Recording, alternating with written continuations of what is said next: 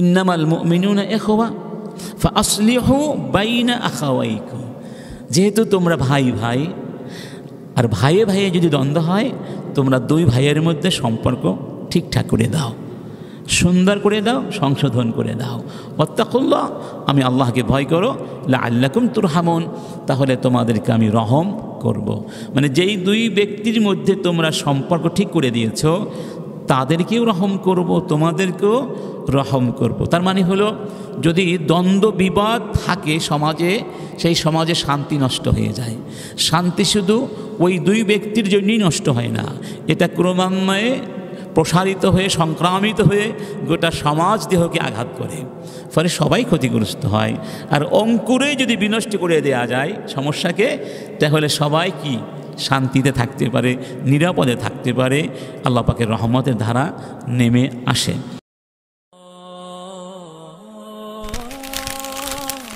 আইসিল media, সত্য ও দিন প্রচারের লক্ষ্যে। রাহমাতুল্লাহি ওয়া বারাকাতুহু। আউযু বিল্লাহি মিনাশ শাইতানির রাজীম। বিসমিল্লাহির রহমানির রহিম। ইন্নাল্লাযীনা আমানু ওয়া আমিলুস সালিহাত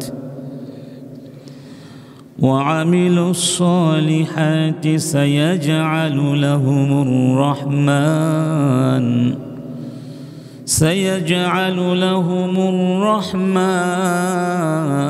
ওয়াদ্দা। সাদাকাল্লাহুল আযীম। উপস্থিত সম্মানিত মুসল্লিয়ানি কেরাম, সুপ্রিয় ভাই বন্ধুগণ, আল্লাহ সুবহানাহু ওয়া তাআলার শুকরিয়া আদায় করছি, যিনি আমাদেরকে মুমিন বানিয়েছেন, ইমানের বাঁধনে আমাদেরকে আবদ্ধ করে ভাই ভাই বানিয়ে দিয়েছেন, আমাদের মনগুলোকে একীভূত করে দিয়েছেন, পরস্পরকে পরস্পরের প্রতি সহমর্মী এবং সহযোগিতার অনুভূতি দিয়ে উজ্জীবিত করে রেখেছেন। সেই মহান স্রষ্টার সমীপে শুকরিয়া আদায় করে বলছি আলহামদুলিল্লাহ।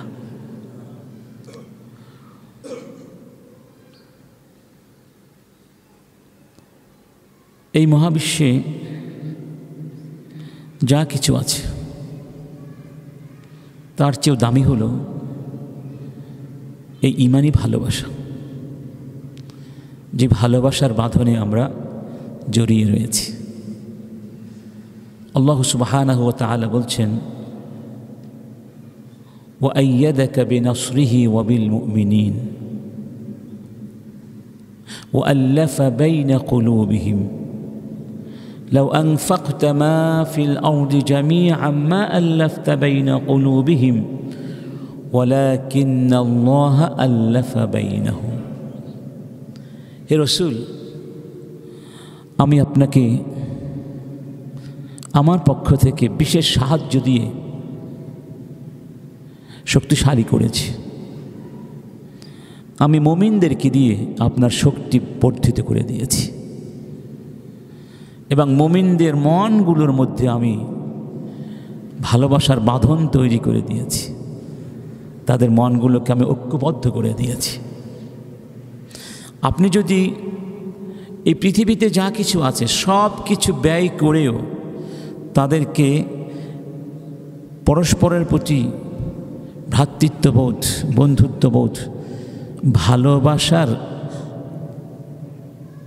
সম্পর্কে আবদ্ধ করতে চাইতেন, আপনি পারতেন না। আমি আল্লাহ তাদের মধ্যে এই বন্ধন তৈরি করে দিয়েছি। তাহলে বোঝা গেল এই মহাবিশ্ব যদি এক পাল্লায় রাখা হয়, আর ঈমানি ভ্রাতৃত্ব যা আল্লাহর পক্ষ থেকে আসে তাকে আরেক পাল্লায় রাখা হয়, এই ভ্রাতৃত্ব এবং বন্ধুত্ব, ঈমানি ভালোবাসার ওজন বেশি হবে। আলহামদুলিল্লাহ। এই ভালোবাসা ঈমানের অনিবার্য দাবি। মানে এই ভালোবাসাটা প্রমাণ করে আপনার আমার ঈমান আছে, বা ঈমান সক্রিয় আছে, জাগ্রত আছে, কার্যকর আছে। যদি আমাদের সাথে বন্ধুত্ব না থাকে, পারস্পরিক ভালোবাসা না থাকে, তাহলে বুঝতে হবে সেই ঈমান নামক সম্পদটি হয়তো হারিয়ে গেছে, অথবা হারিয়ে যাওয়ার উপক্রম হয়ে গেছে, হয়তো মরে গেছে, অথবা মরে যাওয়ার উপক্রম হয়েছে। রব্বুল আলামিন বলছেন, ইন্নামাল মুমিনুনা ইখওয়া, সব মুমিন তারা ভাই ভাই, ভাই ভাই। এখন বলুন, ভাইয়ের সাথে ভাইয়ের সম্পর্কের দাবি কি? ঝগড়া করা, হানাহানি করা, শত্রুতা সৃষ্টি করা? না। তাহলে এই ভ্রাতৃত্বের দাবি হলো ভালোবাসা, একজন আর একজনকে ভালোবাসবে। হাদিসে বলা হয়েছে, আল মুমিনু আলিফুন মা'লুফ ওয়ালা খায়রা ফি মান লা ইউলাফ আও ফি মান লা ইয়ালাফু ওয়ালা ইউলাফু। যে মুমিনের পরিচয় হলো, মুমিন অন্যকে ভালোবাসে, অন্য তাকে ভালোবাসে, সে লোকটাকে ভালোবাসে, লোকেরাও তাকে ভালোবাসে। অর্থাৎ মুমিনদের মাঝে পারস্পরিক ভালোবাসার কি হয়? বিনিময় হয়। ওয়ালা খায়রা ফি মান লা ইউলাফ, যাকে মানুষ ভালোবাসে না তার মধ্যে কোনো কল্যাণ থাকতে পারে না। অথবা যে মানুষকে ভালোবাসে না, মানুষ যাকে ভালোবাসে না, তার মধ্যে কোনো কল্যাণ থাকতে পারে না। এখানেও কিন্তু বলা হয়েছে আল মুমিন, মুমিনের এটা পরিচয়। অতএব এই বৈশিষ্ট্য যেই মুমিনের মধ্যে নাই, সে কেমন মুমিন? সে আসলে মুমিন এই মূল্যবান অভিহিত হওয়ার যোগ্যতা হারিয়ে ফেলেছে। এই ভ্রাতৃত্ব এবং ভালোবাসার মাধ্যমে যেমন ঈমানদার হওয়া যায়, তেমনি ঈমানের স্বাদ পাওয়া যায়। ঈমানের একটা স্বাদ আছে না? স্বাদ আছে। যখন খেতে বসেন, সব খাবার কি ভালো লাগে? অনেক খাবার ভালো লাগে। কেন ভালো লাগে? রান্নাটা সুন্দর হয়েছে, অথবা এজন্য ভালো লাগে আপনার ভেতরে খাবার ক্ষুধা আছে, ঠিক না? যে কারণেই হোক, ঈমানের মধ্যে স্বাদ আছে। এই স্বাদ যে পায় না, তার কাছে নামাজ ভালো লাগে না, জিকির ভালো লাগে না, কোরআন পছন্দ হয় না, দাড়ি টুপিওয়ালা দেখলে তার মনে কষ্ট লাগে, আল্লাহ জিকির হলে তার কাছে বিরক্তি লাগে, আর অন্যদের আলোচনা হলে তখন তার কাছে আনন্দ লাগে। রাসূল করিম সাল্লাল্লাহু আলাইহি ওয়াসাল্লাম বলছেন,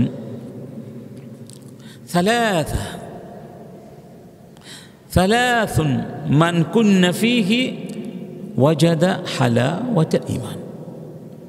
যেই ব্যক্তির মধ্যে তিনটি বৈশিষ্ট্য অর্জিত হলো, সেই ব্যক্তি ঈমানের স্বাদ পেল, মজা পেল।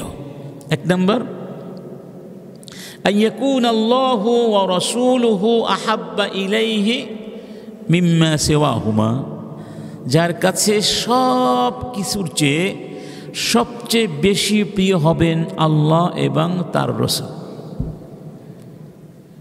দুই নম্বর, ওয়া আন ইউহিব্বাল মারআ লা ইউহিব্বুহু ইল্লা লিল্লাহ, যেই ব্যক্তি অন্য মানুষকে ভালোবাসবে এবং তার ভালোবাসার মূল কারণ হলো আল্লাহকে পাওয়া, আল্লাহর জন্যে। যেই ব্যক্তি অন্য কাউকে আল্লাহর জন্যে ভালোবাসবে, সেই ব্যক্তি ঈমানের স্বাদ পাবে। তিন নম্বর, ও আইয়াকরাহা আইয়াউদা ফিল কুফরি বা'দা ইয আনকাযাহু আল্লাহু মিন কামা ইয়াকরাহু আইয়ুলকা ফিন নার, আগুনের মধ্যে তাকে ছুঁড়ে মারা হবে, এটা যেভাবে সে অপছন্দ করে, আগুনের মধ্যে পড়াটাকে যেভাবে অপছন্দ করে, ঠিক সেইভাবে আল্লাহ পাক তাকে কুফরি থেকে বাঁচানোর পরে, রক্ষা করার পরে আবার সেই কুফরির পথে ফিরে যাওয়াকে অপছন্দ করে তেমনিভাবে। তাহলে আগুনকে যেভাবে ঘৃণা করে অপছন্দ করে, আগুনের মধ্যে পুড়ে জ্বলে পুড়ে মরতে পছন্দ করে না। ঠিক ঈমান যাকে আল্লাহ দান করেছেন সে ঈমানের পথ ছেড়ে আবার বেঈমানের পথে যেতে তদ্রূপ অপছন্দ করে, মানে কুফরিকে অপছন্দ করে, ঈমানকে পছন্দ করে, চরম অপছন্দ করে। আল্লাহ পাক তাকে ঈমানের স্বাদ দান করেন। এখানে কিন্তু পারস্পরিক ভালোবাসার কথা আছে নাকি নেই? মানে এই ভালোবাসা যদি না থাকে তাহলে আমাদের ঈমানদার হওয়ার সুযোগ নেই, আর ঈমানদার না হলে জান্নাতে যাওয়ারও কোনো সুযোগ নাই। রাসূল বলছেন, হারুমা আও হুররিমা আলান নার কুল্লু হাইয়িনিন লাইয়িনিন সাহলিন কারিবিন মিনান নাস। যেই ব্যক্তি মানুষের মনের কাছে থাকে, অর্থাৎ মানুষ যাকে ভালোবাসে, মানুষ যাকে হৃদয়ের মধ্যে স্থান দেয়, এবং যেই মানুষটি সহজ সরল প্রাঞ্জল, অর্থাৎ মনের মধ্যে কোনো হিংসা নেই, বিদ্বেষ নেই, শত্রুতা নেই, এভাবে কপটতা নেই, কুটিলতা নেই, জটিলতা নেই, সেই ব্যক্তির উপরে জাহান্নামকে হারাম করে দেয়া হয়েছে। জাহান্নামকে তার জন্য হারাম করা হয়েছে, তাকেও জাহান্নামের জন্য হারাম করে দেওয়া হয়েছে। সুবহানাল্লাহ। যে ব্যক্তির মনের মধ্যে অন্য মানুষের প্রতি সবসময় মানে এক ধরনের অস্বচ্ছতা কাজ করে, সব কিছুকে সে জটিল করে দেয়, সহজ জিনিসগুলোকে কঠিন করে দেয়, আনন্দকে নিরানন্দ করে দেয়, বন্ধুত্বকে শত্রুতায় রূপান্তরিত করে দেয়, আছেন এরকম? সমাধানকে সমস্যায় পরিণত করে, যাকে আমরা বলি জিলাপির মতো কয় প্যাস, 16 প্যাস, যার মনের মধ্যে শুধু কি প্যাস, এই ব্যক্তি জান্নাতে যাবে না। যার মনে কোনো প্যাস নেই, যার মনে কোনো কি নেই, অস্বচ্ছতা নেই, আল্লাহ পাক তার জন্য জাহান্নামকে হারাম করে দেন। সুবহানাল্লাহ। আর এই ব্যক্তি তো মানুষকে, সে ব্যক্তি মানুষকে ভালোবাসে, মানুষও তাকে ভালোবাসে। একটি হাদিসে বলা হয়েছে, ওয়াল্লাযী নাফসি বিয়াদিহি, যেই আল্লাহর হাতে আমার জীবন তার কসম করে বলছি, লা তাদখুলুল জান্নাতা হাত্তা তুমিনু, তোমরা ততক্ষণ পর্যন্ত জান্নাতে যেতে পারবে না যতক্ষণ পর্যন্ত তোমরা ঈমানদার না হবে। ওয়ালা তুমিনু হাত্তা তাহাব্বু, আর ততক্ষণ পর্যন্ত তোমরা ঈমানদার হতে পারবে না যতক্ষণ পর্যন্ত একজন আর একজনকে ভালো না বাসবে। খেয়াল করেছেন? পরস্পর পরস্পরকে ভালোবাসলে ঈমানদার হতে পারবে, আর ঈমানদার হতে পারলে জান্নাতে যেতে পারবে। এর পরের অংশটা পরে বলবো, একটু পরে। হাদিসটি এখনও শেষ হয় নাই, এতটুকু এখন বললাম সূচনায়। এ কথাটি প্রমাণ করবার জন্য যে মুমিনদের মধ্যে পারস্পরিক ভালোবাসা, শ্রদ্ধাবোধ, সহমর্মিতা, সহযোগিতা এবং সহনশীলতা, এগুলো হচ্ছে ঈমানের দাবি, জান্নাতে যাওয়ার সহজ পথ। এগুলোকে এড়িয়ে গিয়ে জান্নাতে যাওয়ার সুযোগ নাই। তাহলে এখন জানতে হবে কি কি কাজ করলে আমাদের মধ্যে মহব্বত বাড়বে, জানতে হবে না? কারণ জান্নাতে সবাই যেতে চাই, ঈমানদার সবাই হতে চাই, আল্লাহর প্রিয় সবাই হতে চাই। সেজন্যই তো আপনারা নামাজের সবার আগে ছুটে আসেন, কাকে পাওয়ার জন্যে? আল্লাহকে পাওয়ার জন্যে, আল্লাহকে খুশি করার জন্যে। নাকি দুনিয়ার কোনো চিন্তা এখানে আছে? থাকা উচিত নয়, নাই। এখন আমরা আলোচনা করব কি কি কাজ করলে মানুষে মানুষে, বিশেষ করে মুমিনে মুমিনে পারস্পরিক ভালোবাসার বন্ধন অনুভূতি শক্তিশালী হয় এবং দৃঢ় হয়। একটি হলো ঈমান এবং ভালো কাজ করা। আল ঈমানু ওয়াল আমালুস সালেহ, মানে ঈমান গ্রহণ করার পাশাপাশি ভালো ভালো নেক আমল করা। রব্বুল আলামিন বলছেন, ইন্নাল্লাযীনা আমানু ওয়া আমিলুস সালিহাতি সায়াজআলু লাহুমুর রাহমানু ওয়াদ্দা। যারা ঈমান আনে আর নেক আমল করে, রহমান তাদের জন্যে মানুষের মনে ভালোবাসা সৃষ্টি করে দিবেন। সুবহানাল্লাহ। ধরুন এক ভাই, সে ভালো কাজ করে, নামাজ পড়ে, রোজা রাখে, মানুষকে সাহায্য করে, কারোর সঙ্গে ঝগড়া করে না, সবাইকে ভালোবাসে। মানুষ কি তাকে ভালোবাসে না ঘৃণা করে? কেন ভালোবাসে? কেন ভালোবাসে? এই ভালোবাসাটা কার পক্ষ থেকে আসে? আল্লাহর পক্ষ থেকে আসে। সুবহানাল্লাহ। ধরুন অনেক আলেম আছে, আলেমকে আমরা ভালোবাসি, জীবনে তার সাথে দেখাও হয়নি, সরাসরি কথাও হয়নি, কোনো টাকা পয়সার লেনদেনও হয়নি, আত্মীয়তার কোনো সম্পর্ক নেই, সেই লোকটিকে আমরা খুব ভালোবাসি। যেমন আল্লামা সাঈদীকে আমরা ভালোবাসতাম। কি কারণে? তিনি তো কোনো দিন আমাদের 2টা টাকা দেননি, বা বাসায় দাওয়াত দিয়ে খাওয়াননি, বা সেই সুযোগ ছিল না। এই ভালোবাসাটা আল্লাহর জন্য। আল্লাহ পাক আমাদের মনে তার প্রতি ভালোবাসা সৃষ্টি করে দিয়েছেন।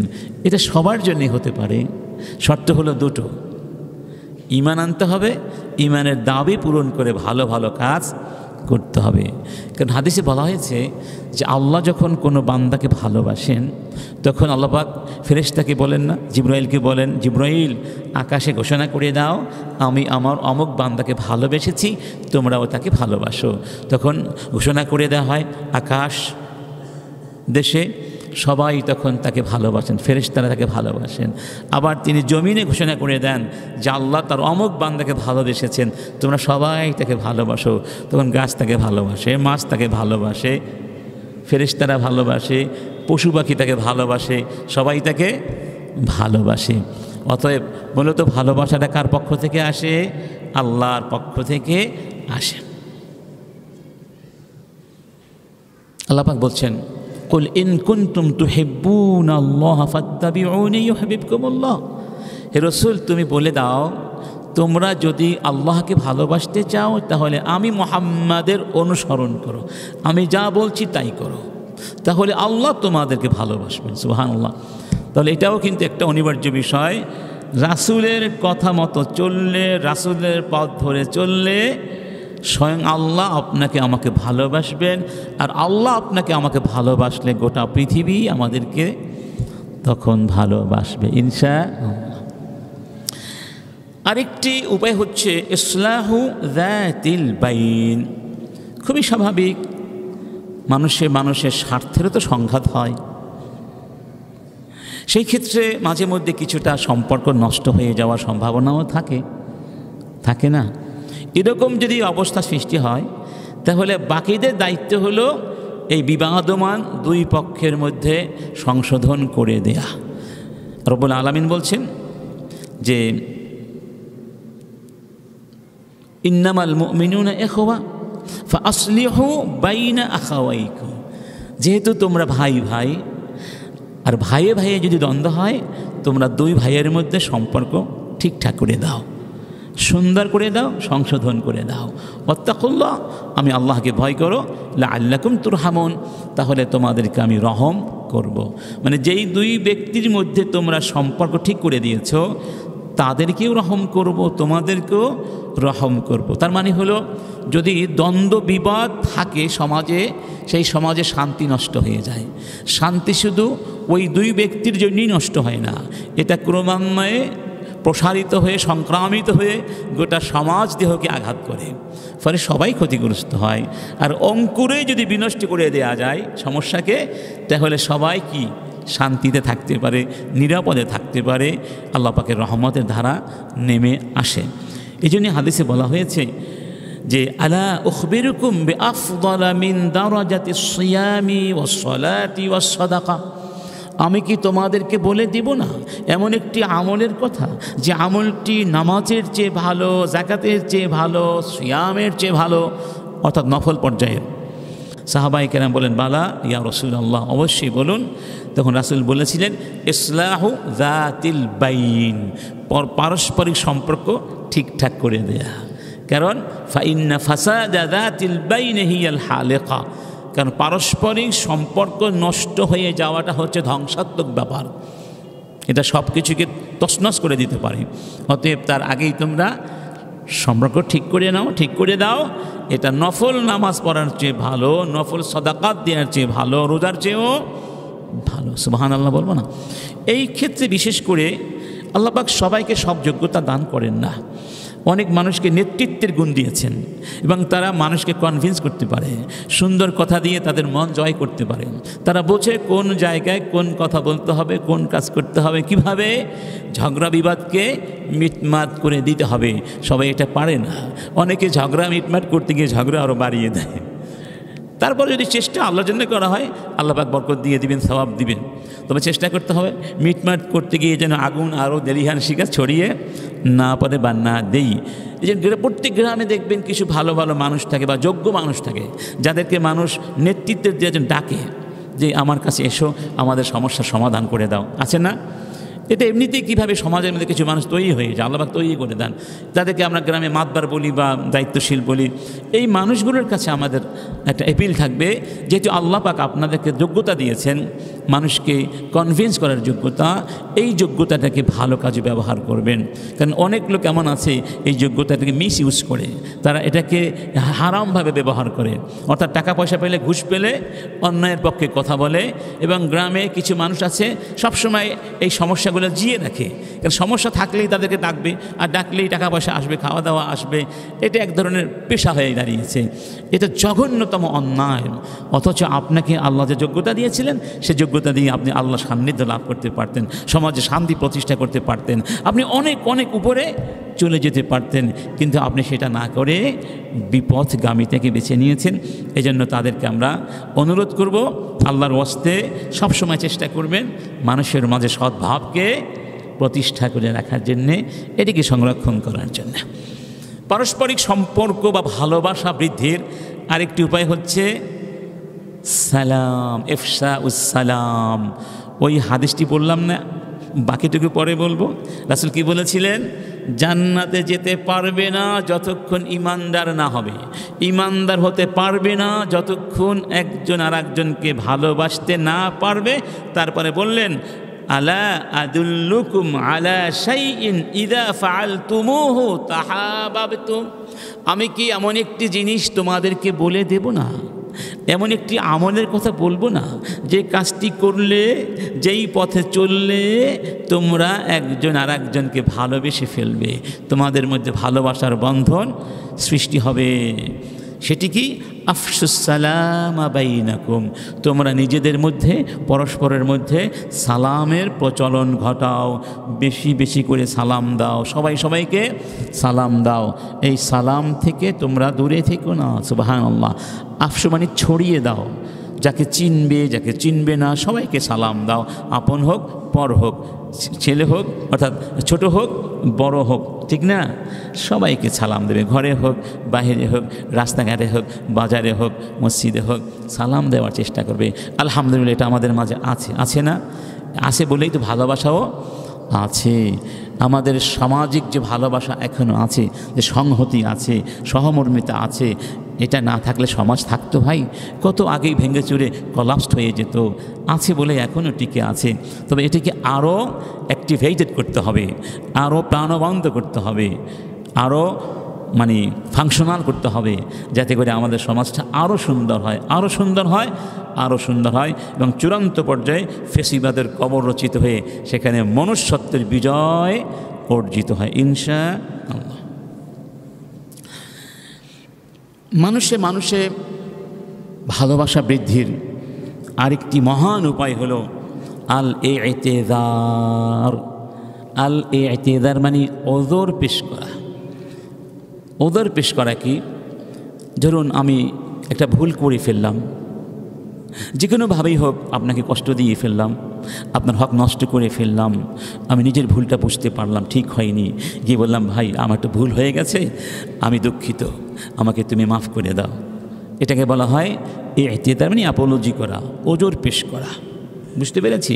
এটা একটা মহান মহান চরিত্র। এই চরিত্রের মাধ্যমে অনেক ভয়ানক ভয়ানক ধ্বংসাত্মক অবস্থা থেকে সমাজ এবং রাষ্ট্র পরিবারকে বাঁচানো সম্ভব। সুবহানাল্লাহ। রাসূল কারীম বলছেন, কুল্লু বনি আদম খাত্তা, সব বনি আদম, সব মানুষই ভুল করে। ভুল করে না এমন তো কেউ নাই। অনেক সময় তো অজান্তেও, অনিচ্ছা সত্ত্বেও অনেক কথা মুখ থেকে বের হয়ে যায়, অথচ এটা বলা উচিত হয়নি। সেটা অশ্লীল কথা হতে পারে, আবার বিপজ্জনক কথা হতে পারে। এই জন্য রাসূল কারীম বলছেন সবাই ভুল করে।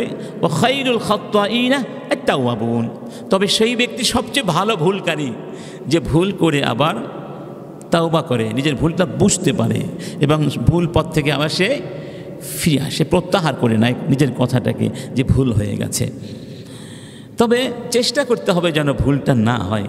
রাসূল কারীম বলছেন, ইয়াকুম ওয়া কুল্লামা ইউতাযারু মিনহু, সাবধানে থেকো, এমন কোনো কথা বা কাজ যেন তুমি না বলে ফেলো, না করে ফেলো, যেই কথাটি বললে, যেই কাজটি করলে আবার গিয়ে ইতিদার করতে হবে, ক্ষমা চাইতে হবে।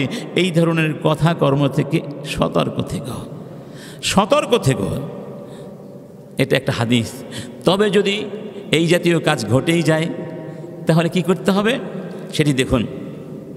ছোট্ট একটা কাহিনী বলছি যে একবার আবু বকর এবং ওমর রাদিয়াল্লাহু আনহুমা, তাদের মধ্যে কি লাগলো, কোনো একটা বিষয় নিয়ে কথা কাটাকাটি হচ্ছিল। হাদিসে ভাবে এসেছে, কানাত বাইনা আবি বকরিন ওয়া উমরা মুহাওয়ারা, আবু বকর ওমরের মধ্যে কি মুহাওয়ারা, মানে এখানে কথা কাটাকাটি হচ্ছিল, আলোচনা হচ্ছিল।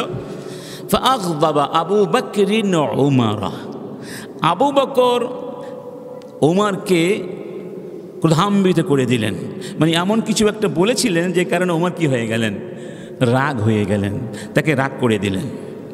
ফানসারাফা আনহু উমারা মুগদাবান, ওমর রাগ করে সেখান থেকে চলে গেলেন। فأتبعه أبو بكر أو فاتبعه أبو بكر أن يستغفر له, আবু বকরও নিজের ভুলটা বুঝতে পারলেন যে ঠিক হয়নি। তিনি তাৎক্ষণিক ওমরের পিছনে পিছনে যেতে লাগলেন এবং বলতে লাগলেন, ভাই আমাকে মাফ করে দাও, আমার ভুল হয়ে গেছে, আমাকে ক্ষমা করে দাও। ফালাম ইয়াফাল হাত্তা আগলাকা বাবাহু ফি ওয়াজহি, কিন্তু ওমর তাকে মাফ করে দেননি, বরং তার মুখের উপরে দরজা বন্ধ করে দিয়েছিলেন। আচ্ছা, ফাকবালা আবু বকরিন ইলা রাসূলিল্লাহি সাল্লাল্লাহু আলাইহি ওয়াসাল্লাম, তখন আবু বকর সেখান থেকে রাসূলের কাছে চলে গেলেন। ফাকালা আবু দারদা ওয়া নাহনু ইনদাহ, আবু দারদা বলছেন তখন আমরা রাসূলের কাছে ছিলাম। ফাকাল রাসূলুল্লাহ সাল্লাল্লাহু আলাইহি ওয়াসাল্লাম, আম্মা সাহিবুকুম হাযা ফাকাদ গামার, সবকিছু শুনে রাসূল বললেন, তোমাদের এই সাথী মানে আবু বকর, ফাকাদ গামার অর্থাৎ সাবাকা বিল খাইর, সাবাকা বিল খাইর মানে যে অন্যের আগে ভালো কাজ করে, অর্থাৎ আবু বকর ভুল করে আবার ভুলের জন্য ওজর পেশ করেছে, সে ক্ষমা চেয়েছে, অতএব এখানে শ্রেষ্ঠকে আবু বকর। আবু বকর প্রথমে ভালো কাজটি করেছে। আচ্ছা, ওয়ানাদিমা উমারু আলা মা কানা মিন, উমার নিজের ভুলটা বুঝতে পারলেন যে ঠিক হয়নি, এভাবে আবু বকরকে ফিরিয়ে দেওয়াটা ঠিক হয়নি, লজ্জিত হলেন তার এই কাজের জন্যে। ফাআকবালা হাত্তা সাল্লামা ওয়া জালাসা ইলা আন-নবী সাল্লাল্লাহু আলাইহি ওয়াসাল্লাম, এসে সালাম দিয়ে রাসূলের পাশে গিয়ে বসলেন। ওয়া কাসসা আলা রাসূলিল্লাহিল খাবারা, রাসূলকে সব খবর খুলে বললেন। কালা আবু দারদা, আবু দারদা বলছেন, ওয়া গাদিবা রাসূলুল্লাহ, রাসূল তখন রাগ হয়ে গেলেন, মানে রাসূলের চেহারায় অসন্তুষ্টির ভাব স্পষ্ট হয়ে গেল। ওয়াজাআলা আবু বকর ইয়াকুল আল্লাহু ইয়া রাসূলুল্লাহ লা আনা কুনতু আযলামা, যখন আবু বকর দেখলেন রাসূল রাগ করেছেন, কষ্ট পেয়েছেন, তখন আবার বলতে লাগলেন, ইয়া রাসূলুল্লাহ ভুলটা তো আমার হয়ে গেছে, আমি আগে শুরু করেছি, আমি জুলুম করেছি, আনা কুনতু আযলামা, আমি বেশি জুলুম করেছি, আমার ভুলটা আমার হয়ে গেছে। অর্থাৎ আপনি উমরকে তাড়িয়ে দিয়েন না, তার উপরে রাগ করবেন না, ভুলটা আমি করেছি। সুবহানাল্লাহ। তখন রাসূল কারীম বললেন, হাল আনতুম তারিকুনা লি সাহিবি, হাল আনতুম তারিকুনা লি সাহিবি, ইন্নী قلت يا أيها الناس إني رسول الله إليكم جميعا فقلتم كذبت وقال أبو بكر صدقت يا رسول الله।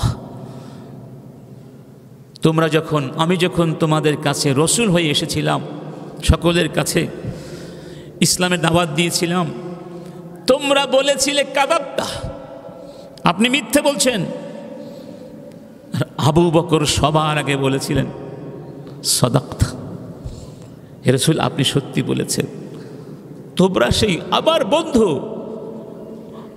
আবু বকরকে কষ্ট দাও, তাকে কষ্ট দাও, তোমরা কি আমার বন্ধুকে কষ্ট দিবে?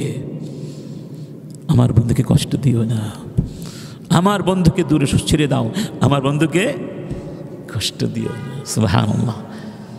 আবু বকরের মতো মানুষকে দেখলে, অন্য মানুষকে দেখলে চেহারাকে হাস্যোজ্জ্বল রাখা, গোমরা না থাকা। রাসূল কারীম বলছেন, লা তাহকিরান্না মিনাল মা'রুফি শাইআন ওয়ালাউ আন তালকা আখাকা বিওয়াজহিন তালিক। তোমরা কোনো ভালো কাজকে ছোট্ট মনে করো না, হালকা মনে করো না, তুচ্ছ মনে করো না। ভালো কাজকে কখনোই ছোট মনে করো না। সেটা যদি এতটুকু ভালো কাজ হয় যে তুমি তোমার ভাইকে দেখে হাস্যোজ্জ্বল থাকবে, মানে ভাইকে দেখে হাস্যোজ্জ্বল বদনে তাকে বরণ করে নেবে, এতটুকু ছোট আমলও যদি হয়, এটিকে ছোট মনে করো না। এরও অনেক মূল্য আছে আল্লাহর কাছে। সুবহানাল্লাহ। এজন্য আমরা সবসময় সকলের সাথে হাস্যোজ্জ্বল থাকার চেষ্টা করব। আপনি যদি আমাকে দেখে একটু হাস্যোজ্জ্বল চেহারা বজায় রাখতে পারেন, আমার মনটা আনন্দে ভরে যায়। আর আমি যদি দেখি আপনি আমাকে দেখলেই শুধু মুখটা কালো করে ফেলেন, তখন আমি চিন্তাগ্রস্ত হয়ে যাই, আমি কষ্ট পেতে থাকি, কি অন্যায় করে ফেললাম, আমার ভাই আমাকে দেখে হাসি দিচ্ছে না, আমার জানে কি ভুল হয়ে গেছে, ঠিক না? এই দুশ্চিন্তায় পড়ে থাকি। এজন্য হাস্যোজ্জ্বল চেহারা থাকতে হবে। আমার ভাই এসে একটা হাসি দিলেন, সুবহানাল্লাহ, সুবহানাল্লাহ, দেখেছেন কি চমৎকার। একটু ছোট্ট হাসি দিলে সব কষ্ট দূর হয়ে যায়, ঠিক না ভাই?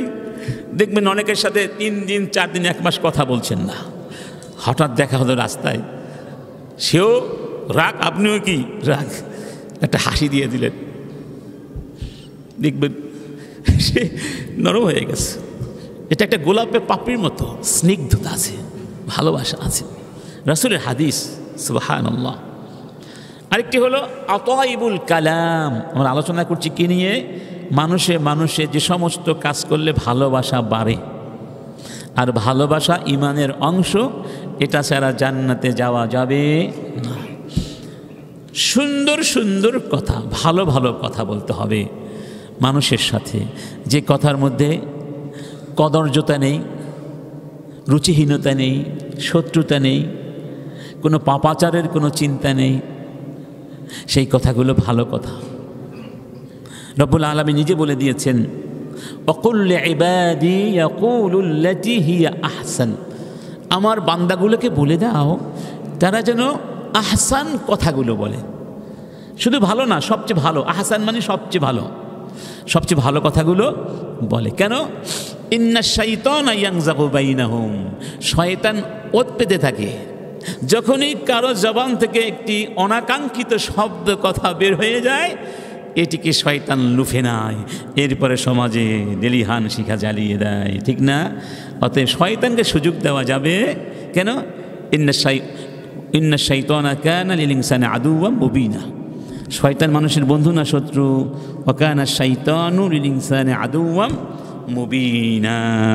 অতএব সবসময় সবার সাথে ভালো কথা বলার চেষ্টা করব।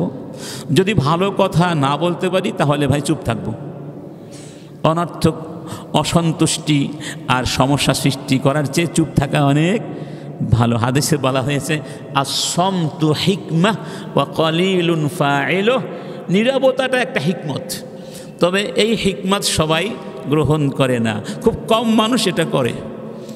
বেশিরভাগ মানুষ শুধু কথা বলতেই থাকে, প্রয়োজন হলেও বলে, না প্রয়োজন হলেও বলে।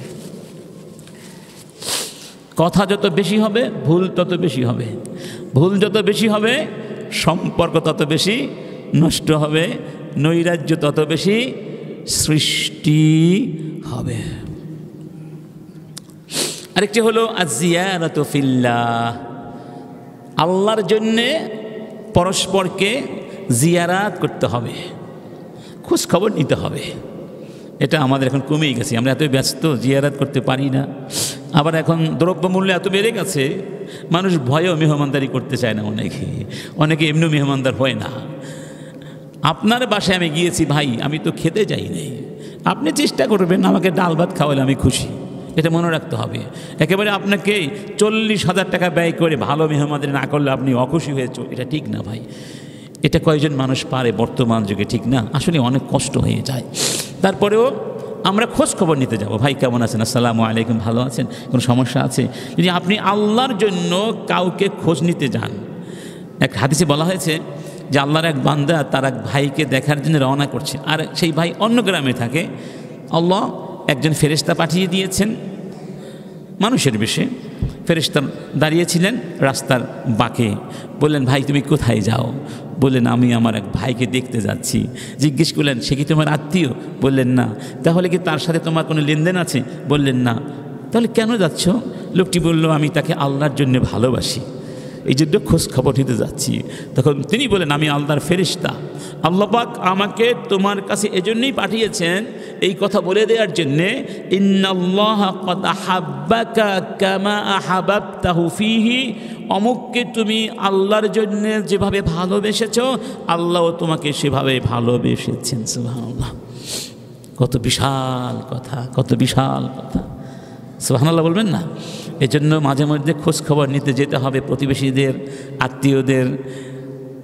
গিয়ে হয়তো কোনো সময় নেই, 1 সেকেন্ড থাকলো, 1 মিনিট থাকলেন, 5 মিনিট থাকলেন, খোঁজ খবর নিয়ে চলে আসলেন, তারা খুশি হয়ে যাবে না?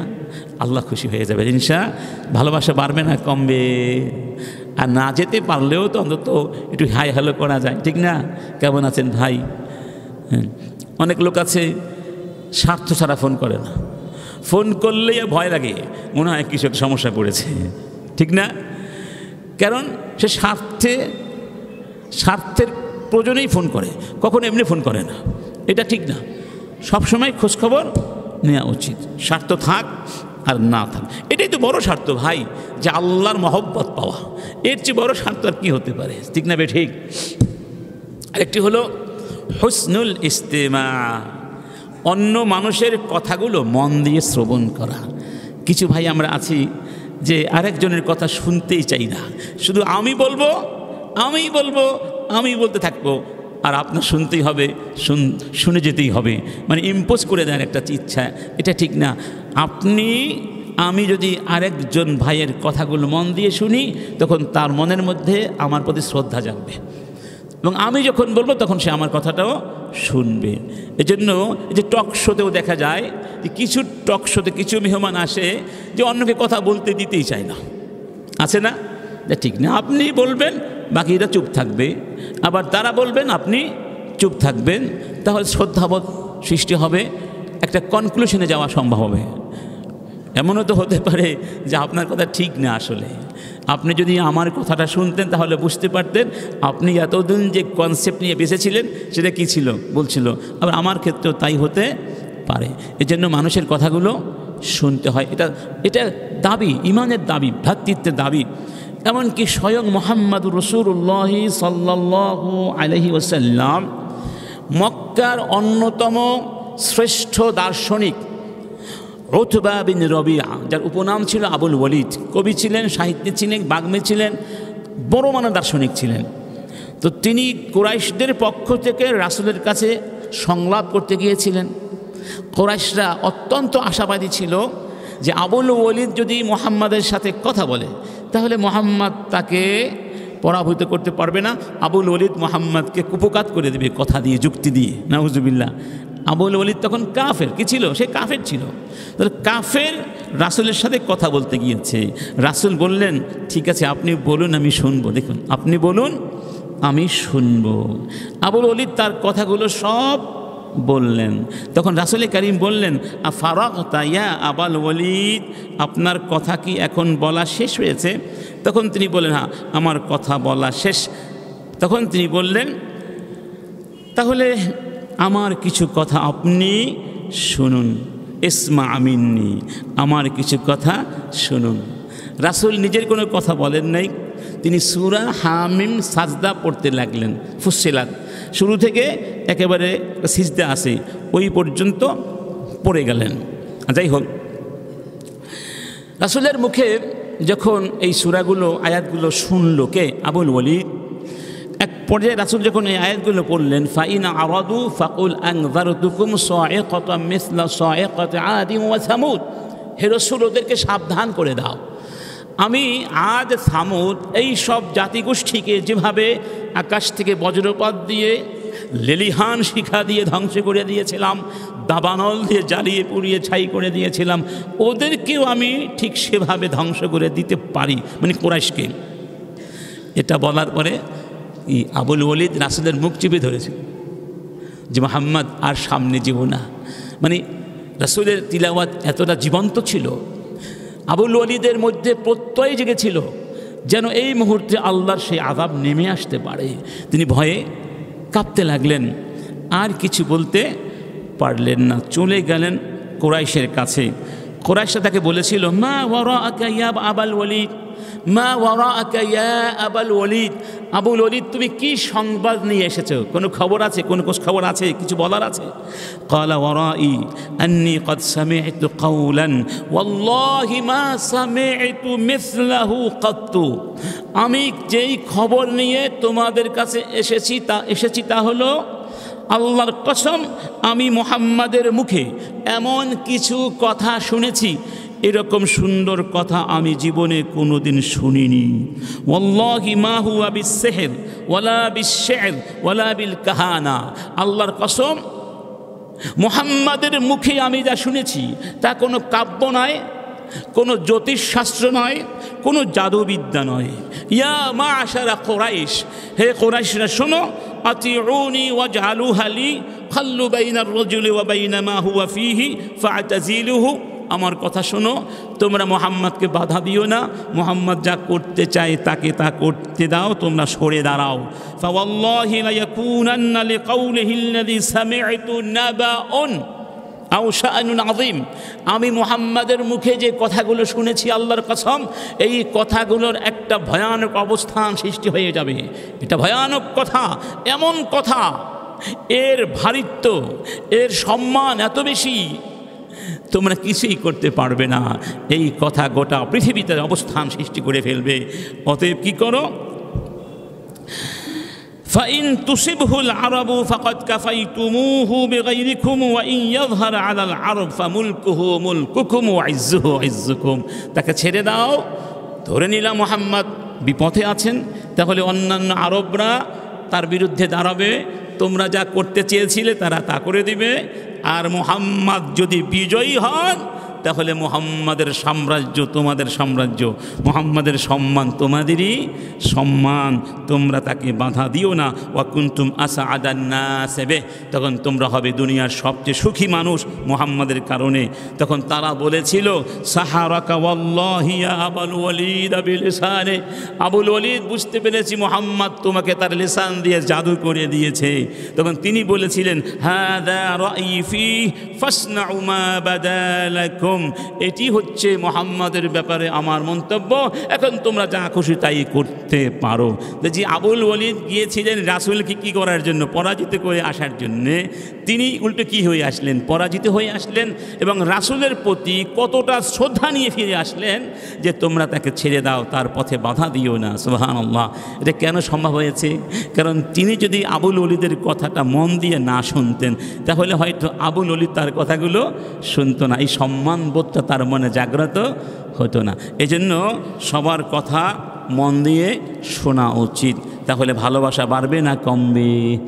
মানুষে মানুষে ভালোবাসা বৃদ্ধির আরেকটি পদ্ধতি হলো অন্যের নামে গীবত না করা, চগলখুরি না করা। কারণ গীবত করলে ভালোবাসা সেই ব্যক্তি নাও যদি জানে, তারপরেও ভালোবাসা কি অদৃশ্যভাবে কমে যাবে, সেখানে শত্রুতা সৃষ্টি হয়ে যাবে। এবং কেউ যদি কারো গীবত করে, ধরুন যেই ব্যক্তি গীবত আমার নামে করলো, ওই ব্যক্তির মধ্যে ওই দোষটা ছিল না, কিন্তু আমার নামে গীবত করার কারণে ওই দোষটা তার মধ্যে চলে আসবে, এটা প্রমাণিত সত্য। অতএব আল্লাহ পাক গীবতকে হারাম করেছেন। ইয়া আইয়ুহাল্লাযীনা আমানু ইজতানিবু কাসীরাম মিনায-যন্ন ইন্না বা'দায-যন্নি ইসম। হে ঈমানদারগণ, তোমরা একজন আরেকজনের ব্যাপারে অহেতুক সন্দেহ পোষণ করো না, কারণ এগুলো গুনাহ। ওয়ালা তাজাসসু, এবং একজন আরেকজনের ছিদ্রান্বেষণ করো না। কারণ ব্যক্তি জীবনের বলয়ে ঢুকে তার ছিদ্রগুলো, তার অন্যায়গুলো, ভুলগুলো, ত্রুটিগুলো অন্বেষণ করো না, স্বীকার করো না। ওয়ালা ইয়াগতাব বা'দুকুম বা'দা, কেউ কারো গীবত করো না। আইয়ুহিব্বু আহাদুকুম আইয়াকুলা লাহমা আখিহি মাইতান ফাকারিহতুমুহু, তোমরা কেউ কি পছন্দ করো মৃত ভাইয়ের গোশত খেতে? অবশ্যই পছন্দ করো না। অতএব মানুষ, তার উপরে আপন ভাই, তার উপর আবার মৃত, কতগুলো ভয়ানক ব্যাপার। তোমরা সেই বিষয়টিকে যেভাবে অপছন্দ করো, ঠিক তেমনিভাবে তোমরা কি করো, গীবতকেও পরিহার করে চলো, তাহলে তোমাদের মধ্যে ভালোবাসা বৃদ্ধি পাবে। এর সাথে কি আছে দেখুন, এখানে তিনটি বিষয়। এক নম্বর হলো অহেতুক ধারণা, অলীক ধারণা, মিথ্যা ধারণা, ভিত্তিহীন ধারণা পোষণ করা, এরপরে গোয়েন্দাগিরি করা, এরপরে গীবত করা। এই তিনটা ধারাবাহিকভাবে হয়। প্রথমে কারো ব্যাপারে খারাপ ধারণা সৃষ্টি হয়, তারপরে তার পেছনে মানুষ গোয়েন্দাগিরি করে, সে কোথায় যায়, কী করে না করে, তারপরে গীবত শুরু করে দেয়। অতএব এটা শুরু হয় কি দিয়ে? কারো ব্যাপারে খারাপ ধারণা থেকে। অঙ্কুরেই আল্লাহ পাক বিনষ্ট করে দিয়েছেন। ওমর ইবনে খাত্তাব বলতেন, লা তাযুন্না বিকালিমাতিন খারাজাত মিন আখিকা সুআন ওয়া আনতা তাজিদু লাহা ফিল খাইরি মাহমালা। তোমার ভাইয়ের জবান দিয়ে কোনো একটি কথা যদি বের হয়ে যায়, কথাটির বাহ্যিক অর্থটা খারাপ, তাহলে তুমি ওই খারাপ অর্থে নিও না, অ্যাপ্লাই করো না, যতক্ষণ পর্যন্ত ওই কথাটিকে ভালো অর্থে অ্যাপ্লাই করারও সুযোগ থাকে।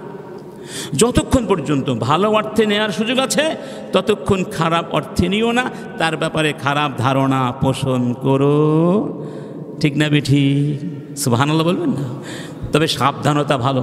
যেমন ধরুন, আমি আর এক ভাই পাশাপাশি বসে ওযু করছি, আমি তাকে চিনি না, সেও আমাকে চিনে না। আমি বললাম যেহেতু ভালো ধারণা পোষণ করতে হবে, তাই মোবাইলটা পাশে রেখে ওযু করলাম, কিন্তু মোবাইলটা নাই। একটু পরে দেখি মোবাইলটা নাই, ঘড়িটাও নাই, টাকাগুলোও নাই। এরকম হয় না? সতর্কতা এক জিনিস, ঠিক না?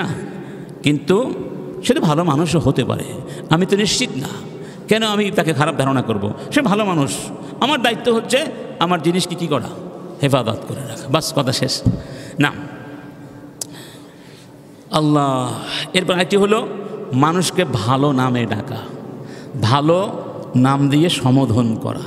সুবহানাল্লাহ বলবো না? উমর বিন খাত্তাব বলতেন যে সালাসুন ইউসফিনা লাকা আও ইউসফিনা লাকা মিন উদ আখিক। তিনটি জিনিস তোমার জন্যে তোমার ভাইয়ের মহব্বতকে কি করে দিবে, মানে এনে দেবে, পরিচ্ছন্ন করে দিবে। আন তুসাল্লিমা আলাইহি ইযা লাকিতা, যখন সাক্ষাৎ পাবে তাকে সালাম দেবে, তাহলে তার মনে তোমার প্রতি মহব্বত তৈরি হবে। ওয়া তুওয়াসসি আলাহু ফিল মাজলিস, কোনো মজলিসে বসে আছো, তোমার এক ভাই ঢুকেছে, তার জন্য একটু জায়গার ব্যবস্থা করে দাও। জায়গা আছে, তারপরও বলা হয়েছে একটু নাড়াচাড়া করে বসো, যেহেতু ভাই এসেছে তার সম্মান আছে না, তো নাড়াচাড়া করে বসলে ভাই মনে করবে দেখো আমার জন্য জায়গা করে দিচ্ছে। অত জায়গা কিন্তু পাশে অনেক জায়গা আছে, এটা একটা শ্রদ্ধাবোধের পরিচয়। তাকে জায়গা করে দাও, তোমাকে ভালোবাসবে। ওয়া তুনাদিহি বিআহাব্বি আসমাইহি ইলাই, এবং তার কাছে যেই নামটা সবচেয়ে প্রিয় সেই নামে তাকে সম্বোধন করো, তাহলে তার মনের মধ্যে তোমার ভালোবাসা তৈরি হয়ে যাবে। আরেকটি হলো আল ইহসানু ইলান নাস, মানুষের প্রতি ইহসান করা, দয়া করা, মায়া করা, মানুষকে সাহায্য করা। আর দ্বীনু আন-নসিহা, ইসলামের মর্মবাণী হলো পরার্থপরতা, মানুষকে সাহায্য করা।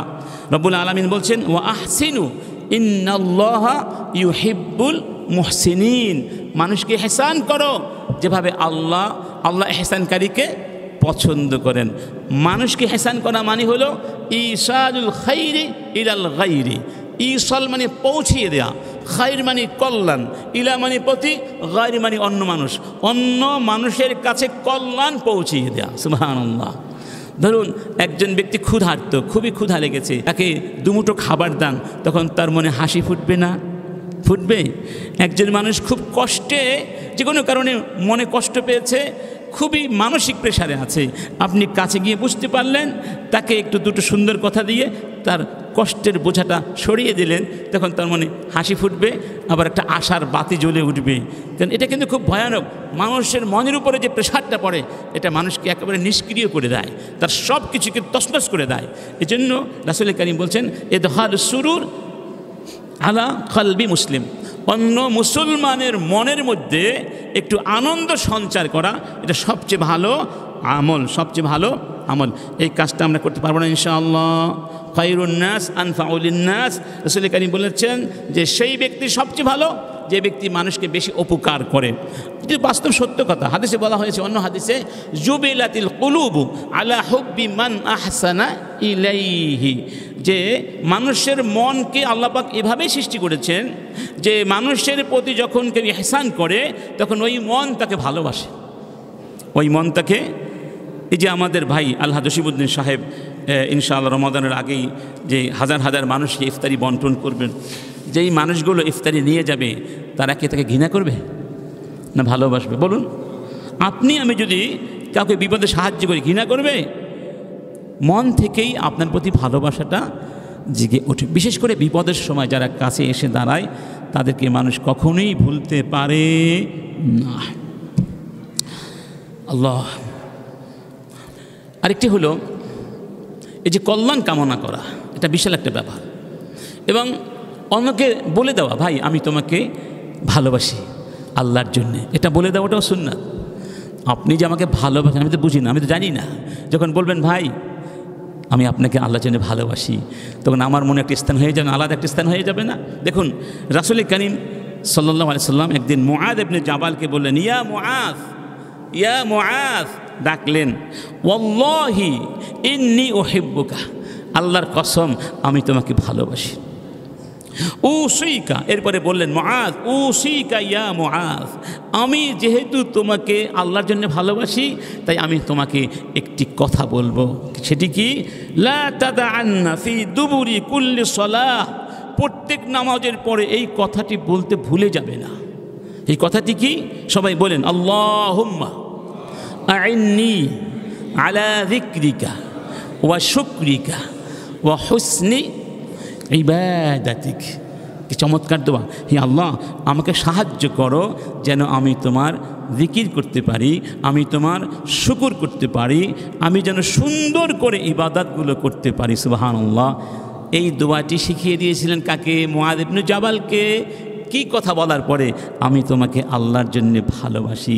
তার মানে এই ভালোবাসার দাবি হলো আমি তোমার কল্যাণ কামনা করছি। এই দোয়াটি পড়লে তোমার দুনিয়া পরকালে কল্যাণ হবে। সুবহানাল্লাহ। এইভাবে আমরা সবসময় চেষ্টা করব আর একজন মানুষকে সাহায্য করা যায় কীভাবে, কল্যাণ করা যায় কীভাবে, তাহলে মহব্বতের বাঁধন আরও বাড়বে। আরেকটি হলো মানুষের জন্য মনের মধ্যে কোনো হিংসা বিদ্বেষ না রাখা। যেই মনে হিংসা আছে ওই মনে কারো মহব্বত থাকে না। আর হিংসা ভালো আমলগুলোকে, মানুষের মনের সুন্দর চেতনাগুলোকে জ্বালিয়ে পুড়িয়ে ছাই করে দেয়, যেভাবে আগুন কাঠগুলোকে জ্বালিয়ে পুড়িয়ে ছাই করে। রাসূলকে যখন বলা হয়েছিল আইয়ুন নাস আফদাল, সবচেয়ে ভালো মানুষকে, তখন রাসূল বলেছিলেন কুল্লু মাখমুমিল কলবি ওয়া সাদুকিল লিসান।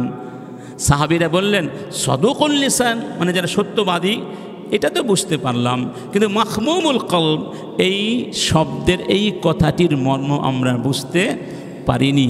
রাসূল তখন ব্যাখ্যা দিয়েছিলেন মাখমুমুল কলব তারা কুল্লু তাকিয়্যিন নাকি আত্তাকি হুয়া তাকিয়ুন নাকি, যে ব্যক্তি মুত্তাকি হবে, যার মনটা নাকি পরিষ্কার হবে, লা ইসমা ফিহে, যার মনে কোনো গুনার চিন্তা নাই, ওয়ালা বাগিয়া, যে কারো অধিকার নষ্ট করে না, কারো সীমা রেখার মধ্যে ঢোকে না, ওয়ালা গিল্লা ওয়ালা হাসাদা, কাউকে ঠকায় না, হিংসা করে না, ঘৃণা করে না, পরশ্রী কাদরতা নাই, সেই ব্যক্তির মনটা এত সুন্দর, সেই ব্যক্তি হলো মাহমুমুল কলব, মানুষের মধ্যে সবচেয়ে শ্রেষ্ঠ।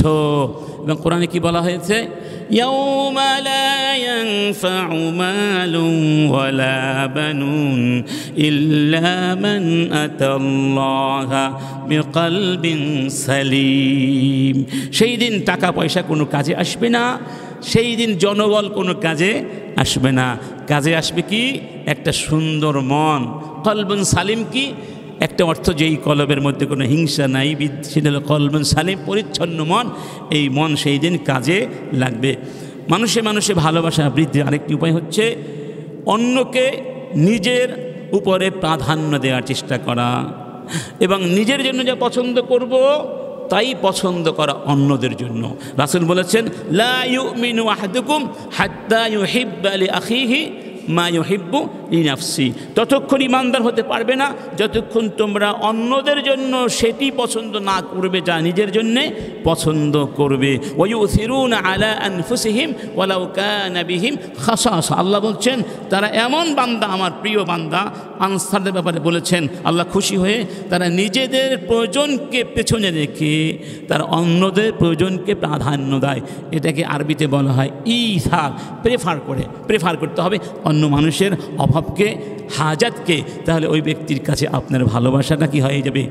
বৃদ্ধি পায়। যেমন ধরুন বাসে উঠেছেন, আপনার পাশে একজন মানুষ দাঁড়িয়ে রয়েছে, হয়তো আপনার সমবয়সী হতে পারে, আবার বয়স বেশি হতে পারে। ভাই আপনি বসুন, আমি দাঁড়িয়ে থাকি। ওই লোকটি সে হয়তো নাও বসতে পারে, যে না আপনিই বসেন, না বসলে খুশি হয়ে যাবে, ঠিক না? খুশি হয়ে যাবে না? দেখো, আমাকে শ্রদ্ধা সম্মান করেছে, আর একজন মানুষকে সম্মান করেছে, আল্লাহ পাক আপনাকে সম্মানিত করবেন। হতে পারে আপনি নিজে উঠে একজন বৃদ্ধ মানুষকে বসতে দিয়েছেন, এই আমাদের ওসিলায় আল্লাহ আপনার জন্য জান্নাতের মধ্যে বসার ব্যবস্থা করে দিতে পারে। এটা কি কোনো অদ্ভুত কিছু? এটা আল্লাহর জন্য খুবই সম্ভব। আরেকটি হলো কাউকে কষ্ট না দেওয়া। মানুষ কখন কষ্ট পায় জানেন? যখন কারো হক নষ্ট করা হয়, জুলুম করা হয়, তখন সে ভেতরে খুব কষ্ট পেতে থাকে। রাসূল কারীম বলছেন যে আল মুসলিমু আলাল মুসলিমি হারামুন দামুহু ওয়া মালুহু ওয়া ইরদুহু। জীবন, সম্পদ, সম্মান, এই তিনটা জিনিস হারাম। আমার জীবন, আমার সম্পদ, আমার সম্মান আপনার জন্য হারাম, অর্থাৎ এখানে আঘাত করতে পারবেন না। আপনার জীবন, আপনার সম্পদ, আপনার সম্মান আমার জন্য হারাম, মানে সম্মানার্হ, সম্মান করতে হবে, এখানে কোনো আঘাত করা যাবে না। আল মুসলিমু মান সালিমা আল মুসলিমুনা মিন লিসানিহি ওয়া ইয়াদিহি। যেই মুসলমানের লিসান থেকে, হাত পা থেকে অন্য মুসলমান কষ্ট পায় না, সেই মুসলমান হলো আসল মুসলমান। আরেকটি হলো তাহাদু তাহাব্বু। রাসূল কারীম বলেছেন, তোমরা একজন আর একজনকে হাদিয়া দাও, গিফট দাও, উপঢৌকনের বিনিময় করো, তাহলে তোমাদের মধ্যে ভালোবাসা বৃদ্ধি পাবে। শুধু হাদিয়া নিলেই হবে না, হাদিয়া আবার দিতে হবে। হাদিয়া কিন্তু একটা বড় উপায় পারস্পরিক মহব্বত তৈরি করে দেওয়ার জন্য। আমার কর্মজীবনে আমার এক কলিগ, বয়সে আমার চেয়ে জুনিয়র ছিলেন, তো যে কোনো কারণে কথা বলতে বলতে একটা খারাপ কথা বলে ফেলেছে, যেটা ওখানে বলা উচিত হয় নাই, যেটা আমি খুব কঠিনভাবে নিয়েছি। সেটা বুঝতে পারলো, বুঝতে পেরে পরের দিন একটা বড় বই কিনে আমার বাসায় আসছে, ভালো একটা বই, জাকির নায়েকের লেকচার সামগ্র, বড় একটা বই কিনে নিয়ে আসছে। বলছে, এটা আপনার জন্য এনেছি, আমাকে আপনি মাফ করে দেন, আমার ভুল হয়ে গেছে। আসলে কথাটা কীভাবে যে আমার মুখ থেকে বের হয়ে গেল, সেই কলিগ এখন চিটাগাংয়ের মধ্যে বড় একজন ইসলামী আলোচক, নাম বলবো না, এটা আমার খুব ভালো লেগেছে। সেই বইটা এখন আমার কাছে আছে, বইটা দেখলেই তার কথা মনে পড়ে। এই যে গিফট যে অনেক দামি হতে হবে তা নয়। একজন কবি বলেছেন, খলিলুম মিনকা ইয়াকফিনি ওয়ালাকিন খলিলুকা লা ইয়াকফি লা ইউকালু লাহু খলিলুন। তুমি যদি আমাকে সামান্য দাও তাতেই আমি খুশি, কারণ তোমার সামান্যকে সামান্য বলা হয় না। মানে যে আপনার কাছে আপন, সে যদি একটা কলমে গিফট দেয়, কলমের দাম কয় টাকা? 100 টাকা, 200 টাকা, 50 টাকা, ঠিক না? 1 লক্ষ টাকা তো আর না। তাহলে আমার খুশি, ভালো লাগে, আমার বন্ধু আমাকে একটা কলম দিয়েছে, সুবহানাল্লাহ। এটা একটা অন্যরকম অনুভূতি কাজ করে। রাসূল বলেছেন তোমরা গিফট দাও, আদান প্রদান করো তোমাদের মধ্যে। কবে এখানে আবার কথা আছে যে বিবাহে দাওয়াত দেওয়া হয় গিফট পাওয়ার উদ্দেশ্যে। গিফট পাওয়ার জন্যে দাওয়াত দেওয়া বা কারো কাছ থেকে কিছু পাওয়ার জন্যে আয়োজন করা, এটা কিন্তু একেবারে নিম্ন রুচির পরিচয়, যাকে বলেন ছোটলোকি। কারণ ভাই দেখুন, আমাকে ধরেন 30 জন লোকের দাওয়াত দেয়, আমি 30টা বিয়েতে যাব, কয়টা গিফট আমি নিব বলুন তো? সবসময় সম্ভব না। অতএব যদি চেষ্টা করব, পারলে নিব, না পারলে তো কথা নাই। কিন্তু গিফট দিল না কেন? কি আমার বিয়ে গিফট দিল না, আমার মেয়ের বিয়ে গিফট দিল না, এই শুরু হয়ে গেল পারিবারিক অশান্তি। না, কখনো না, এই ছোটলোকি করবো না, এটা ছোটলোকি। আপনার বোঝা উচিত আমার ভাই বোনের কষ্টে আছে, আপনি তাকে কিছু দিয়ে আসেন, যে আমি বরং তাকে কিছু এটা গিফট করে আসি, খুশি হয়ে যাবে, ঠিক না? যদি পারেন আর কি, এটা একটা বিষয়। আরেকটা হলো জুহুদ। এক ব্যক্তি এসে বললেন, ইয়া রাসূলুল্লাহ দুল্লানি আলা আমালিন ইদা আনা আমিলতুহু আহাব্বানি আল্লাহ ওয়া আহাব্বানি আন-নাস। হে রাসূল, আমাকে এমন একটি কাজ আমলের কথা বলে দিন যে আমলটি করলে আমাকে আল্লাহ ভালোবাসবেন, লোকেরাও ভালোবাসবে। রাসূল কারীম বললেন, ইজহাদ ফিদ দুনিয়া ইউহিব্বুকাল্লাহ। তুমি এই দুনিয়ার প্রতি বেশি লোভ করো না, তাহলে আল্লাহ তোমাকে ভালোবাসবেন। ওয়াজহাদ ফিমা ফি আইদিন নাস। আর মানুষদের কাছে যে সম্পদ আছে, যা কিছু আছে, ওই ব্যাপারে লোভ করো না। আহাব্বাকান নাস আও হাব্বুক, তাহলে মানুষেরা তোমাকে ভালোবাসবে, ঠিক না? ঠিক। এখানকার কথাই বলি, এই মসজিদে একদিন আমি ছিলাম, জসিম ভাই ছিলেন এখানে, তিনি আমাকে বললেন, এই লোকটাকে দেখেন, এই লোকটা এখনও এখানে আছে, বলবো না, এখনও আছে। কোনো দিন সে আমার কাছে কিছু চাই নাই, অথচ তার একটা অভাব আছে, আমি জানি। জসিম ভাই বলছেন, এই লোকটা কোনো দিন আমার কাছে কিছু আসে চায় না। অনেক লোক আসে, বিরক্ত করে, এটা চেষ্টা, সে কিন্তু অভাবে, কিন্তু চায় না। আমি দেখলাম সে চায় না, এই জন্য সে নিজের থেকে তাকে দিতে চায়। সুবহানাল্লাহ। আর কিছু লোক আছে দেখলেই, ভাই এটা সমস্যা, ওই সমস্যা, এটা দাও, সেটা দাও, তো মানুষ তো বিরক্ত হয়ে যায়। আল্লাহ শুধু বিরক্ত হন না, আল্লাহর কাছে বান্দা যত চায় আল্লাহ তত খুশি হন। আর মানুষের কাছে 2বার 3বার চাইলে মানুষ বিরক্ত বোধ করে, এটা মানুষের স্বভাব। তাহলে আসলে চাওয়া উচিত কার কাছে? আল্লাহর কাছে চাওয়া উচিত। সুবহানাল্লাহি ওয়া বিহামদিহি। এরপরে আরেকটা হলো, সমাজে কিছু মানুষকে আপনি আমি চিনি, যাদের কাজই হলো কথা লাগানো, অন্যদের দোষ বলা, আছে না? এদের কথাগুলো শুনবেন না। রাসূল বলছেন যে লা ইউবলিগনি আহাদুন শাইআন আন আসহাবি। খবরদার, কেউ আমার কাছে এসে আমার কোনো সাহাবীর ব্যাপারে খারাপ কিছু বলবে না। কেন? ফাআনা উহিব্বু আন আখরুজা ইলাইহিম ওয়া আনা সালিমুস সাদর। আমি তোমাদের কাছে আসতে চাই, সবার কাছে আসতে চাই, আমার মনটা থাকবে পুত পবিত্র। তার মানে যদি বলা হয় আপনার ব্যাপারে অমুকই কথা বলেছে, আপনার মনের মধ্যে অজান্তে তার প্রতি খারাপ ধারণা তৈরি হয়ে যায়, ঠিক না? হয় কি না? ধরুন আমরা একসাথে ফ্যাকাল্টিতে বা ডিপার্টমেন্টে কাজ করি, কেউ যদি বলে স্যার আপনার নামে অমুক স্যার কথা বলেছে, আমি তো জানতাম না, আমি তাকে ভালোবাসি। যখন এটা জানলাম, মনের মধ্যে কী হিসাবে, ও তাহলে এই খবর, ওই যে একটা সম্পর্ক নষ্ট হয়ে গেল, তাকে দেখলেই কথাটা মনে পড়বে না? এটা খুব খারাপ, বলুক না, আপনি যেন এই সম্পর্ক নষ্ট করার কারণ না হন। আমার কিছুই হবে না, সে আমার বদনাম করলে আমার কিছু হবে না, যদি আল্লাহ আমাকে হেফাজত করেন। কেউ কারো বিন্দু পরিমাণ ক্ষতি করতে পারবে না যদি আল্লাহ না চান, মনে রাখবেন। অতএব এগুলো নিয়ে মাথা ঘামানোর কোনো দরকার নাই। আল্লাহ দেখো তো, একটা হাদিস দিয়ে, এই কথাগুলো কেন বললাম? এই হচ্ছে ইসলামে ভালোবাসা, মানুষে ভালোবাসা। তাহলে ভালোবাসার দরকার আছে নাকি নাই? এগুলো হলো আসল ভালোবাসা, যেই ভালোবাসা ইসলাম আমাদের শিখিয়েছে। এই ভালোবাসা দিয়ে আমরা বিশ্বকে বিজয় করেছিলাম। রাসূল বলছেন, আলা উনাব্বিউকুম বিশরারিকুম, আমি কি বলে দিব তোমাদেরকে তোমাদের মধ্যে সবচেয়ে খারাপকে? সাহাবীরা বললেন, বালা ইন শি'তা ইয়া রাসূলুল্লাহ, বলুন যদি আপনি বলতে চান। রাসূল কারীম বলেন, ইন্না শিরারাকুম আল্লাযী ইয়ানজিলু ওয়াহদা ওয়া ইয়াজলিদু আবদা ওয়া ইয়ামনাউ রিফদা। সেই ব্যক্তি সবচেয়ে খারাপ যে লোকদের সাথে মিশতে চায় না, অন্তর্মুখী, একা একা থাকে, কারো কাছে আসতে চায় না, এবং সে তার অধীনস্থদেরকে মারে, ন্যায় বিচার করে না, এবং কাউকে সাহায্য করতে চায় না, সেই ব্যক্তি সবচেয়ে খারাপ। আবার বললেন আলা উখবিরুকুম বিশাররিম মিন যালিকা, এই ব্যক্তির চেয়েও খারাপকে বলবো? বালা ইন শি'তা ইয়া রাসূলুল্লাহ। বললেন আল্লাযী ইউবগিদুন নাসা ওয়া ইউবগিদুনা, যেই ব্যক্তি মানুষকে ভালোবাসে না, মানুষেরাও তাকে ভালোবাসে না, সেই ব্যক্তি আরও খারাপ। আবার বললেন আলা উখবিরুকুম বিশাররিম মিন যালিক, আলা উনাব্বিউকুম বিশাররিম মিন যালিক, এর চেয়েও খারাপ আছে বলবো? কে? সেই ব্যক্তি হলো আল্লাযীনা লা ইউকিলুনা আসরাতান ওয়ালা ইয়াগফিরুনা যামবান ওয়ালা ইয়াকবালুনা মা'যিরাতান আও উযরা। সেই ব্যক্তি আরও খারাপ যেই ব্যক্তির কাছে আরেক ভাই অন্যায় করে ক্ষমা চেয়েছে, ওজর পেশ করেছে, কিন্তু ক্ষমা করে না, মাফ করে না, কোনো ওজর কবুল করে না, সেই ব্যক্তি আরও খারাপ। বললেন এর চেয়ে খারাপ আছে। আলা উনাব্বিউকুম বিশাররিম মিন যালিক, বালা ইয়া রাসূলুল্লাহ ইন শি'তা। বললেন মাল্লা ইউরজা খায়রুহু ওয়ালা ইউমান শাররুহু, এটা মনে রাখবেন, সেই ব্যক্তি হলো সবচেয়ে খারাপ। মাল্লা ইউরজা খায়রুহু, যেই ব্যক্তির কাছ থেকে কোনো কল্যাণ মানুষ কামনা করে না, ওয়ালা ইউমান শাররুহু, যার অনিষ্ট থেকে কেউ নিজেকে নিরাপদ মনে করে না, সেই ব্যক্তি দুনিয়ার সবচেয়ে খারাপ। এই কথাগুলো কেন বললাম? কাফের মুশরিকরা আমাদেরকে বস্তুবাদী বানানোর জন্য ভালোবাসার নামে এখন নারী পুরুষের যৌন উন্মাদনার মধ্যে বিস্ফোরণ ঘটিয়ে দিয়েছে, আর তার নাম দিয়েছে ভ্যালেন্টাইন্স ডে, যেটা আজকে 14ই ফেব্রুয়ারি তারা পালন করবে।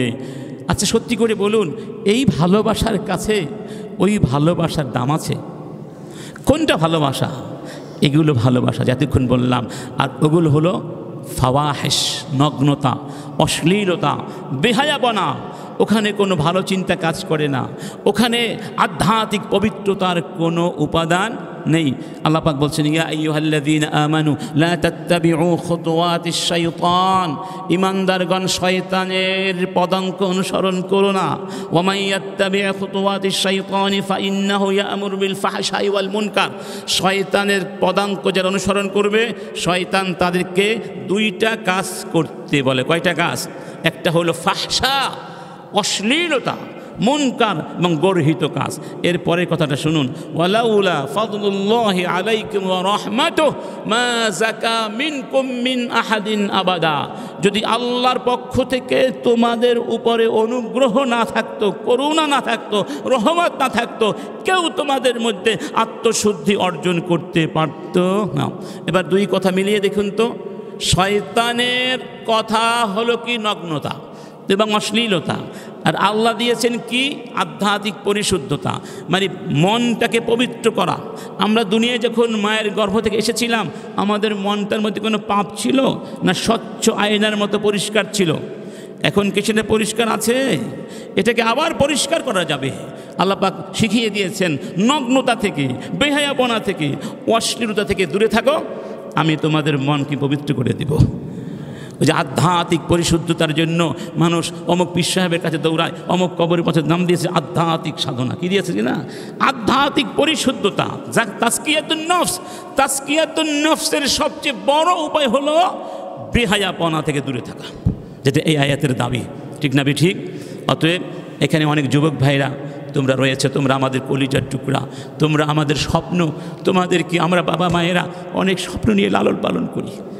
চেয়ে দেখো তোমাদের বাবারা কে কত কত কষ্ট করছেন জীবনের ঝুঁকি নিয়ে। কেউ খনির, ওই যে খনির মধ্যে ঢোকে, ডিনামাইট নিয়ে ঢোকে, ঠিক না? মরে যেতে পারে, মরে যায় না?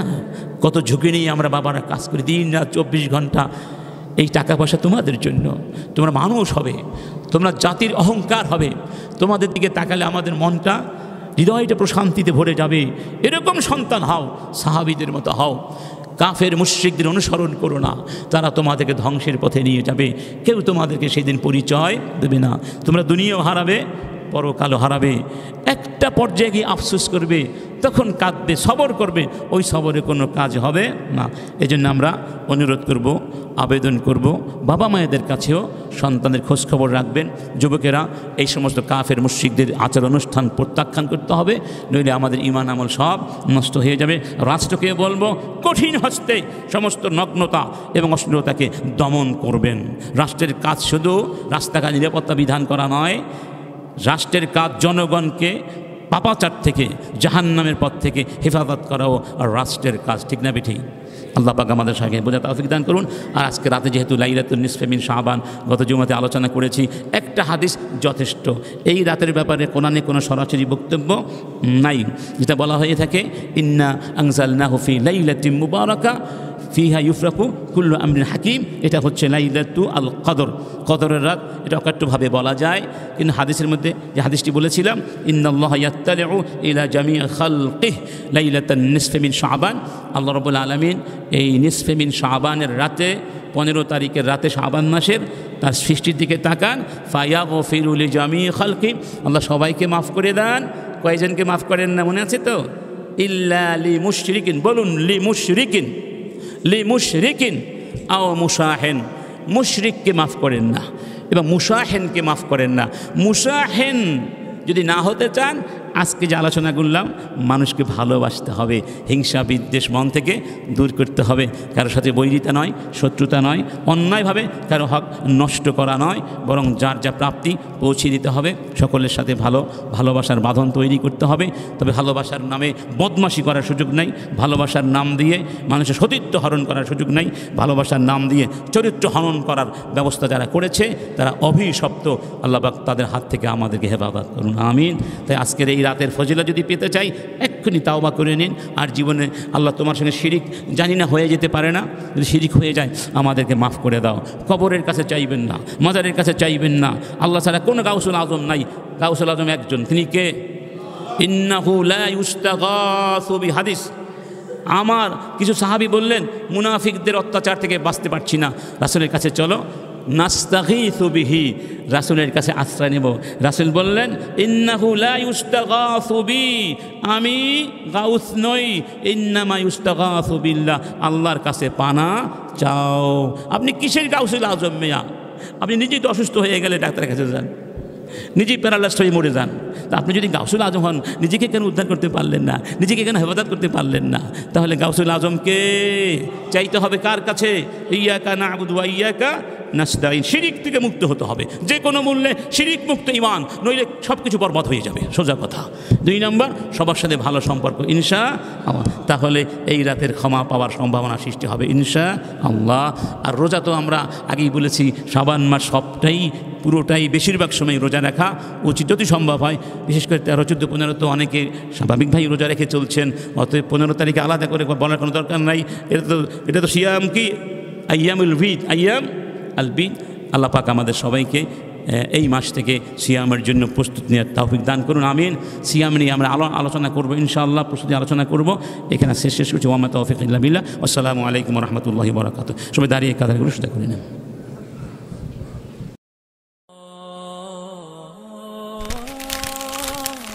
আইসিল মিডিয়া, সত্য ও দিন প্রচারের লক্ষ্যে।